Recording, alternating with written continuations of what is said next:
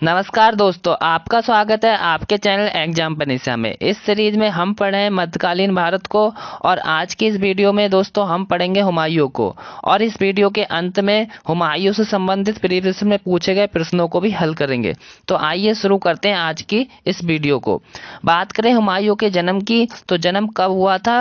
1508 में हुआ था। और कहाँ हुआ था? तो काबुल में हुआ था।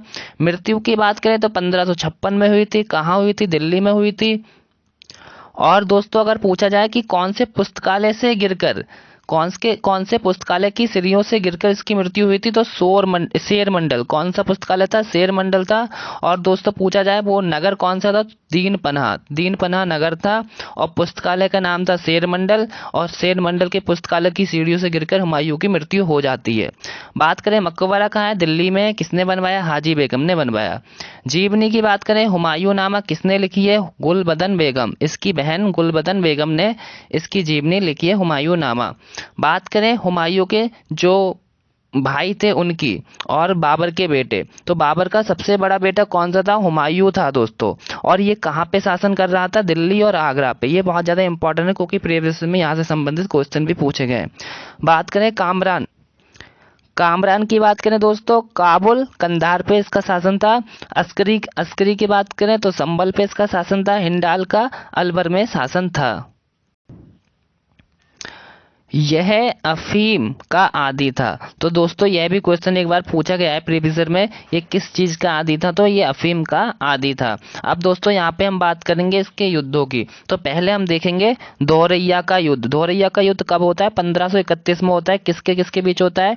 तो हुमायूं और महमूद लोदी के बीच होता है, जिसमें हुमायूं की विजय होती है और महमूद लोदी की हार होती है। फिर चौसा का युद्ध होता है जो बहुत ज़्यादा इंपॉर्टेंट है, हर बार एग्जामों में अधिकतर ये पूछा जाता है। तो 1539 में होता है और हुमायूं की इसमें हार होती है। और शेर खान जो होता है, शेरशाह सूरी, उसकी विजय होती है। और दोस्तों एक युद्ध बहुत ज़्यादा इंपॉर्टेंट है, बिलग्राम का युद्ध या कन्नौज का युद्ध भी इसको कहते हैं, 1540 में होता है। हुमायूं शेर खान इन्हीं दो के बीच में होता है। और यहाँ पे हुमायूं की हार हो जाती है और शेर खां फिर से जीत जाता है। और दोस्तों यहाँ पे एक बहुत ज़्यादा इंपॉर्टेंट बात है, यहीं से जो हुमायूं होता है चला जाता है और यहीं से क्या क्या होती है? सूरी वंश जो शेर खां सूरी वंश की स्थापना करते हैं।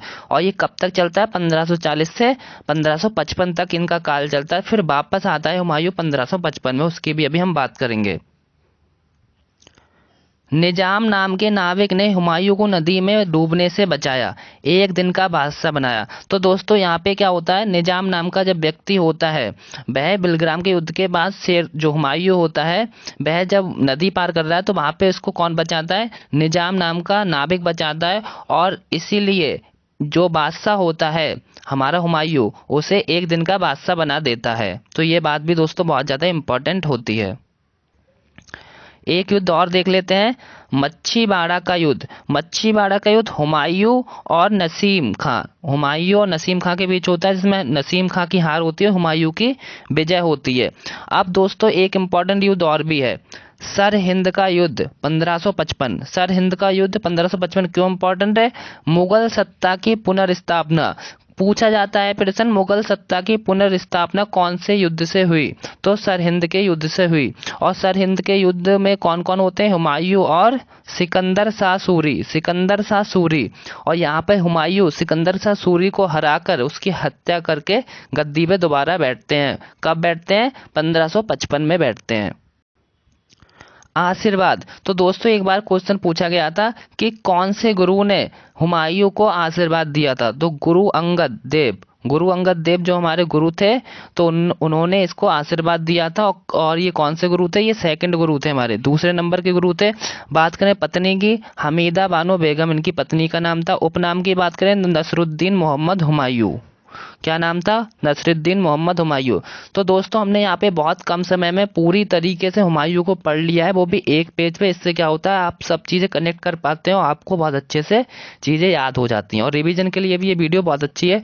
तो आइए अब देखते हैं इससे संबंधित प्रीवियस ईयर में कौन कौन से प्रश्न पूछे गए हैं। और दोस्तों यदि आप इसकी पीडीएफ चाहते हैं तो टेलीग्राम का लिंक डिस्क्रिप्शन में दिया गया है, वहां से आप इसको डाउनलोड कर सकते हैं। तो आइए देखते हैं पहला प्रश्न कौन सा है। हुमायूं का जन्म कब और कहां पे हुआ था दोस्तों, तो आप इनमें से देख के बता सकते हैं। इसका जो राइट आंसर दोस्तों हो जाएगा वह हो जाएगा ऑप्शन नंबर ए, 6 मार्च 1508 ईस्वी को काबुल में हुआ था, जो अभी अभी हमने आपको पढ़ाया था। दूसरा प्रश्न दोस्तों आप कमेंट बॉक्स में कमेंट करके इसका उत्तर भी दे सकते हैं और देखते हैं कौन सा है। निम्न नामों में से उससे चिन्हित करिए जो हुमायूं के भाइयों में से किसी का नाम नहीं था। यूपी पीसीएस 2020 में पूछा गया है दोस्तों। उस्मान, अस्करी, कामरान, हिंडाल, ये 4 नाम है, इनमें से एक नाम नहीं था। तो बताइए उसके जो भाई थे उसमें से इसका कौन सा ऐसा नाम है जो नहीं है। तो दोस्तों हमने पढ़ाया था अस्करी था, कामरान था, हिंडाल भी था, लेकिन उस्मान नहीं था। तो इसका राइट आंसर कौन सा हो जाएगा, उस्मान हो जाएगा दोस्तों। इसलिए मैंने वो वाली बातें बताई थी कि बाबर के 4 पुत्र थे, हुमायूं, अस्करी, कामरान, हिंडाल। और हुमायूं के तीन जो भाई थे, अस्करी, कामरान, हिंडाल, लेकिन उस्मान नहीं था। तो ये क्वेश्चन प्रीवियस में पूछा गया है। आइए देखते हैं अगला प्रश्न दोस्तों। प्रश्न नंबर 3, हुमायूं दोबारा दिल्ली की गद्दी पर कब बैठा। हुमायूं दोबारा दिल्ली की गद्दी पर कब बैठा। 23 जुलाई 1555 में, 25 जुलाई 1539 में, 17 मई 1544 में, 14 मार्च 1540 में। आपको दोस्तों केवल ईयर देखनी है, डेट पे पूरी नहीं जाना है। आप अगर ईयर यहाँ से पहचान लेंगे तो आपका ये प्रश्न बिल्कुल सही हो जाएगा। तो हमने आपको बताया था कौन सा युद्ध था, सरहिंद का युद्ध था, 1555 में लड़ा गया था, तभी हुमायूं दोबारा गद्दी पे बैठता। तो उसका राइट आंसर कौन सा हो जाएगा, 1555 वाला, ऑप्शन नंबर ए, 23 जुलाई 1555 ईस्वी में हुमायूं दोबारा दिल्ली की गद्दी पर बैठ जाता है। उससे पहले कौन होता है, शेरशाह सूरी होता है, जो सूरी वंश की स्थापना वह करता है 1540 से 1555 तक। प्रश्न नंबर 4, हुमायूंनामा किसने लिखा था। एसएससी 2020, आरआरबी 2021 में पूछा गया प्रश्न है। तो किसने लिखा था, इसका राइट आंसर हो जाएगा ऑप्शन नंबर ए, गुलबदन बेगम। इसकी बहन गुलबदन बेगम ने लिखा था। आइए अगला प्रश्न देखते हैं। प्रश्न नंबर 5 है दोस्तों, हुमायूं का मकबरा कहाँ पे है। एनटीपीसी 2021, दिल्ली में, फतेहपुर सीकरी में, आगरा में, काबुल में। तो इसका जो राइट आंसर हो जाएगा दिल्ली में। कहाँ है दोस्तों, दिल्ली में। और किसने इसका निर्माण किया था, तो हाजी बेगम ने। किसने, हाजी बेगम ने।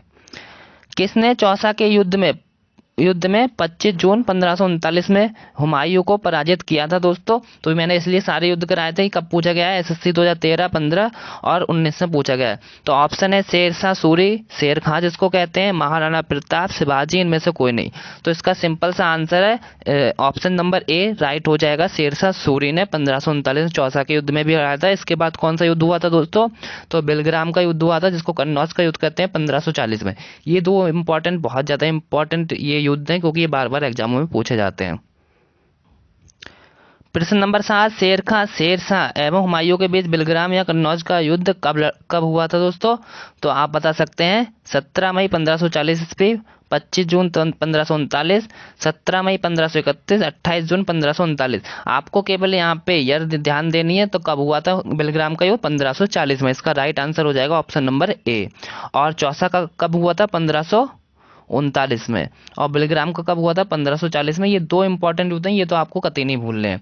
आपको ऐसे भी याद कर सकते हैं, चौसा जो होता है हमारा छोटा शब्द होता है। तो 39 छोटा नंबर है और 40 बड़ा नंबर है। तो और जो बिलग्राम जो शब्द है वो चौसा से बड़ा है। तो ऐसे भी आप याद कर सकते हैं, क्योंकि यहाँ पे आपको कंफ्यूजन हो सकती है। प्रश्न नंबर 8 देख लेते हैं। किस युद्ध के पश्चात हुमायूं को हिंदुस्तान से बाहर कर दिया गया था दोस्तों। तो कौन सा युद्ध था, ऑप्शन नंबर ए है दौरा, ऑप्शन नंबर बी है बिलग्राम या कन्नौज, सूरजगढ़, चौसा। तो इसका राइट आंसर हो जाएगा ऑप्शन नंबर सी, बिलग्राम के युद्ध में, जो 1540 में होता है। यहाँ से जो हुमायूं को किसके द्वारा बाहर कर दिया जाता है, शेरशाह सूरी के द्वारा।